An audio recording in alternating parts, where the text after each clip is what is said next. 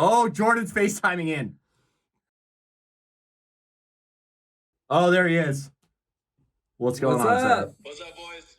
Welcome back to the show, bro. How's it going? You're taking over. Thanks for the FaceTime call. What a lovely surprise.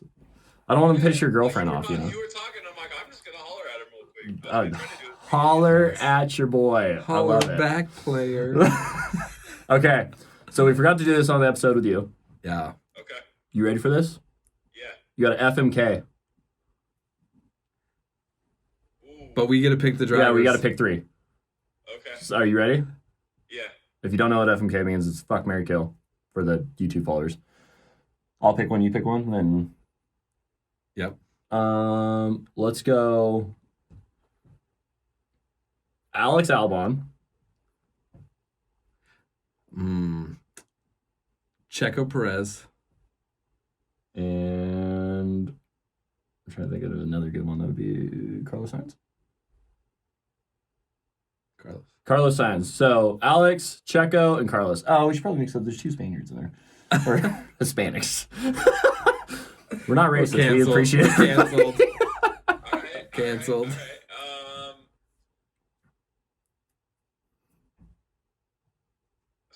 Yeah, that's hard. Probably marry Carlos Sainz because the dude seems pretty energetic.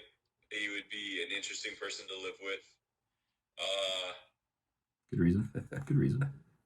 Kill Checo. He probably has too many connections that I don't want to know about. If you catch my drift. Yeah, And I guess fuck Albon because his bleached hair. Dude. Yeah. His hair's been popping lately. You see, dude, one year he's got red, this year he's got bleached. Man, he's coming in hot. Yeah. Oh, well, that was it. I didn't know how I thought building on the hot take with the Williams, dude, they looked really fast in a straight line. And with how much straights and stuff like that Azerbaijan have, I think both of them, or at least Albon, will definitely fight for a middle of the points this weekend. Yeah, there's some wild corners though, right? Like what about that one sharp left going up? Is there a hotel that's right there? Yeah, in the alley. Yeah. I just see somebody fucking that wall. Or at least Albon looked decently pacey for Australia. He looked real good, yeah. He looked real good. That long front straightaway is going to play huge dividends for them. So I think, you know what track I think Mercedes, all those mid-pack guys will do good at is Canada. Because Canada, I feel like, is just like Australia. Yeah. Not because of the people or the animals or anything, solely because of the track. Nobody likes the Canadians, though, so. Hopefully none of you guys are Canadians. Canadians are so nice. Oh, he muted us. I didn't. No, Lauren just walked in. Oh, no, that's fine. Hopefully she's not Canadian. Sorry if you're Canadian. There you go. The Strolls aren't gonna fucking support our channel. I don't need the fucking Strolls. Lance can suck my balls, mate. Everybody's sucking his balls tonight. What? You got anything you want to add before we wrap up here? I got a notification that Mercedes are looking for upgrades for the next race, so that looks pretty cool. After their performance in Australia, they might be fighting. I'm not buying the Checo wins the title. No, I honestly I don't think so either, especially after this weekend. Max has secured a solid points lead, right? So I think he's back to golden boy status unless he fucks up royally. Like he's got to DNF or somehow miss a lot of points for Checo to get tied back up or ahead of him. And I think as long as Max has a points lead of any kind, it'll just be Checo pull over. It's a long season, boys. Also going back to the point that I said earlier about Danny Rick taking over his seat, I think that's a really good one. If Perez continues to have issues, either wrecking the car, bad finishes, issues, nonetheless, retirements, anything like that, I think with how much the Formula One paddock and the culture is behind Danny Rick, it will be an easy transition for Danny Rick to easily just hop in that seat. But let me ask you this. How many times has Checo consistently messed up, right? I think he was really drove well last year. I think he's driving well. I think it's unlikely for him to continue having some mess ups. I think personally that there's some type of mechanical issue with the car. I think that's why he kept having such a shitty weekend. Don't know.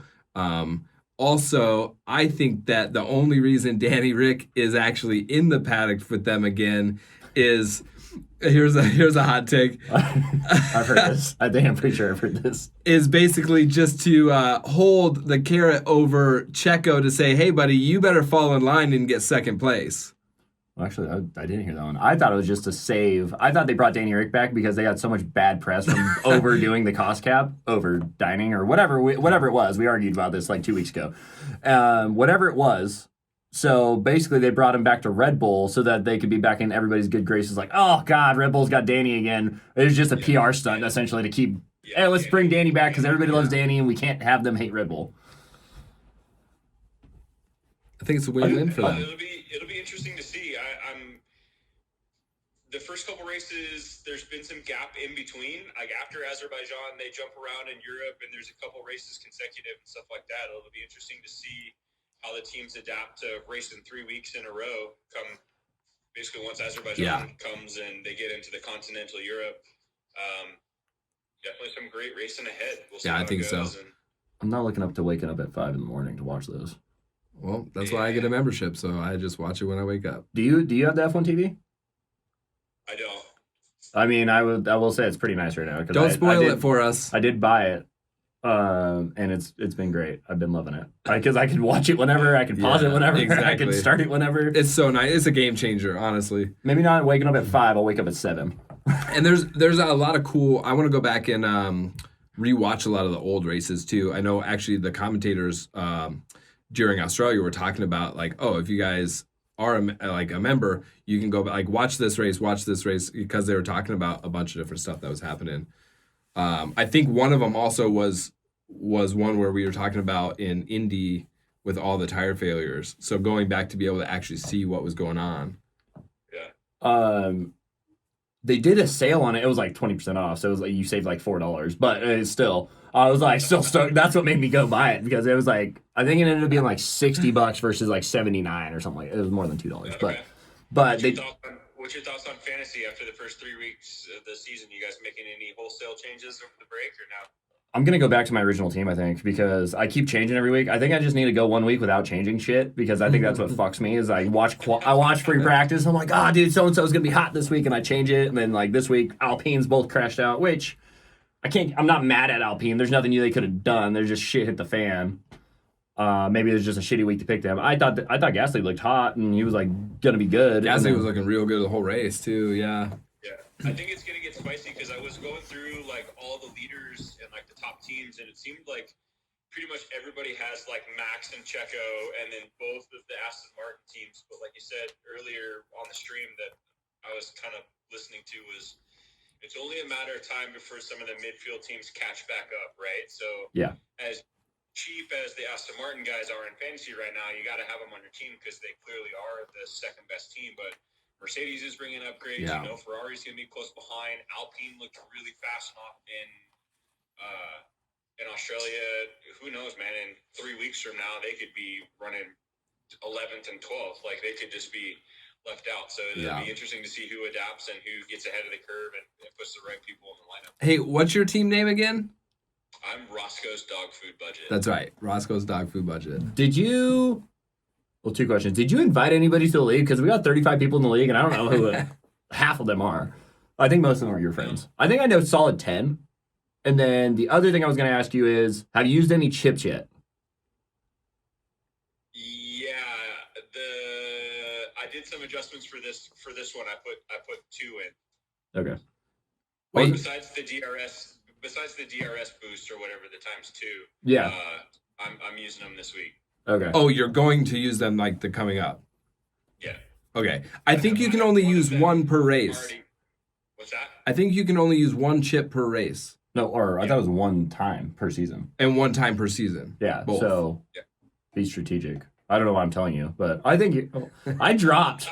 I'm so pissed. I'm so pissed. I think am I still in third or am I in fourth? I think I'm still in third. I don't remember now. I don't even know your name. Oh no, you're Sailing Stone. Sailing Stone.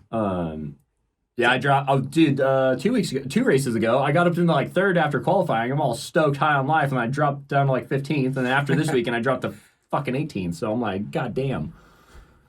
But it's tight though. I mean, if you look at the points, everybody's is pretty close. And like I said, once the teams start finding their groove, and people are going to have to start changing lineups pretty quick for every week, and you got to pay attention to who's good at certain types of tracks and who's not good at certain types of tracks. And as soon as you Also, the people that use their chips already. So, you know, like if you use the no negatives on like this weekend. So yeah, you probably saved yourself really good on this weekend. But if you get another like a rain weekend, or if you get just like another crazy track, say Vegas. I don't know. Vegas could be a shit show. And I mean, I doubt it'll rain in Vegas. But you know, like what if it's a hard track and it We rains? might go and spray water on the track. Yeah.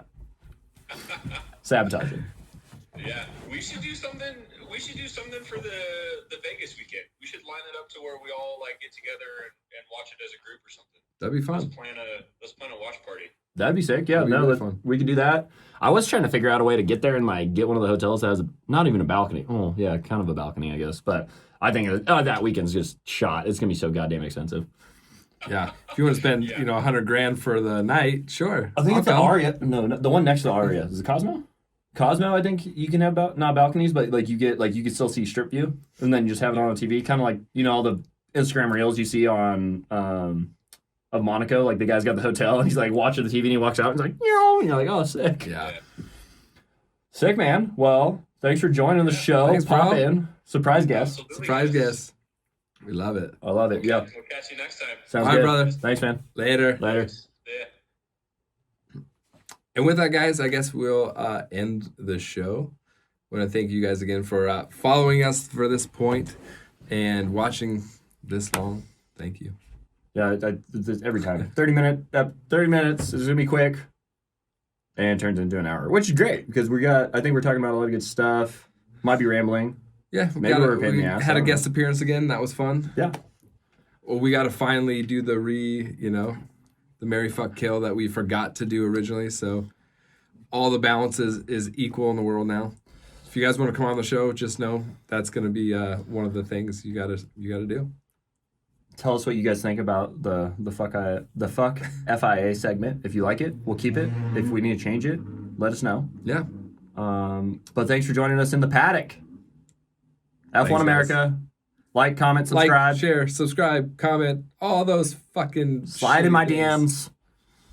Slide on in. Grease it up. Cut. Later.